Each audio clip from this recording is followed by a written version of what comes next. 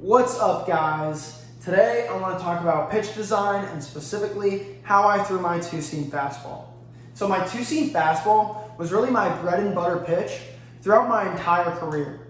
I actually didn't throw a four-seam fastball like most because I'm a shorter guy, I don't throw very hard, and my four-seam fastball was just flat.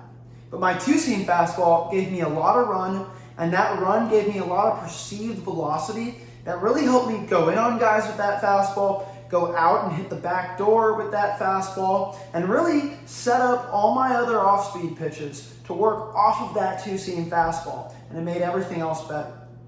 And so, throwing that two-seam fastball and the science that really made it run is a little different than most of your other pitches in the way that you would think about spin rate, spin axis, and spin efficiency. Because it actually isn't because of any of those three things. This phenomenon that made my two-seam run has been coined as the Laminar Express. And I'll explain that a little here. I made a little drawing to explain it, and I really hope that it's sufficient enough for you to kind of understand what's going on.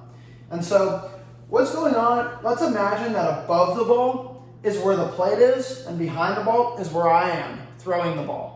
And we're looking from this aerial view from on top of the ball where it's traveling this way.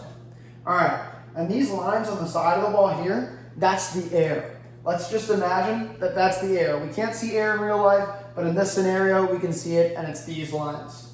Now, as you can see, the spin axis is a little tilted, right? So instead of it spinning just like that, that axis is actually tilted slightly like that to where that arm side of the axis is pointing a little bit more towards the batter. And that glove side of the axis is pointing a little bit more towards the pitcher, myself. And when it's spinning on that axis, just like that.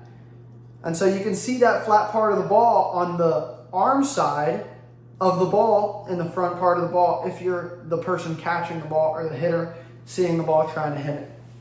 Now, understanding that, what ends up happening is you have this flat or smooth side of the ball, and then you have this turbulent side of the ball where you have these bumps. Those are the laces. Those bumps right there, the laces. And what happens is those bumps make the air that passes it nice and turbulent. All that air is hitting those bumps, and it's kind of creating these waves. And those waves end up creating this high pressure system on that side of the ball. So the air is becoming pressurized there. And then on the other side of the ball where it's smooth, the air is relatively low compared to that other side with that high pressure system. And so what ends up happening is the ball will shoot, because of that pressure on the ball on that side, it will shoot towards the side that has relatively low pressure. And that phenomenon is called the Laminar Express. Now, I didn't know that that's what was happening when I was throwing it, when I was designing this pitch, but it's what ended up happening. And because of my lower arm slot, I did have some vertical spin, but not only was my axis tilted this way, but it was also tilted a little bit this way. And so what that gave me is run and sink from that laminar action, that Laminar Express action and shooting from the high pressure system to the low pressure system.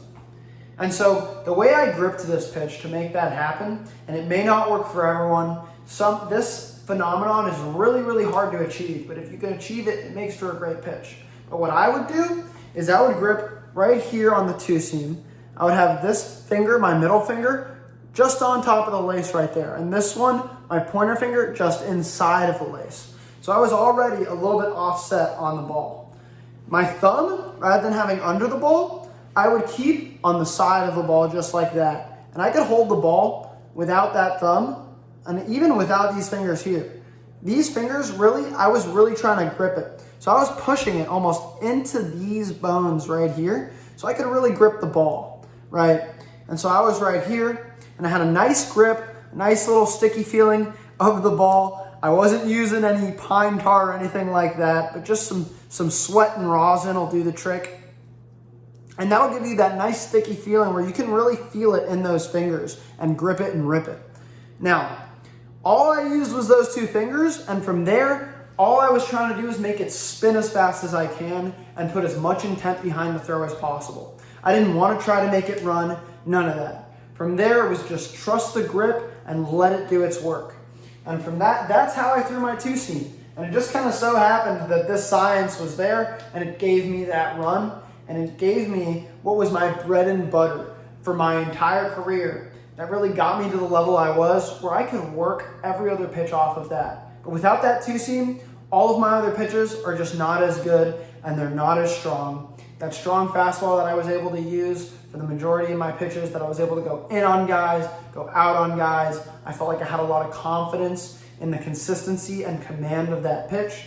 And that is really a very important part of throwing a fastball, is having a lot of confidence in the consistency of it and the command of it. So that's my two-seam. That was my bread and butter pitch. That's the way I threw it. If you got any questions or just want to talk about it or have any other strategies for gripping a two-seam or gripping any other pitch, drop them in the comments and let's start conversations about it. Hope you guys enjoyed this video. Stay fearless.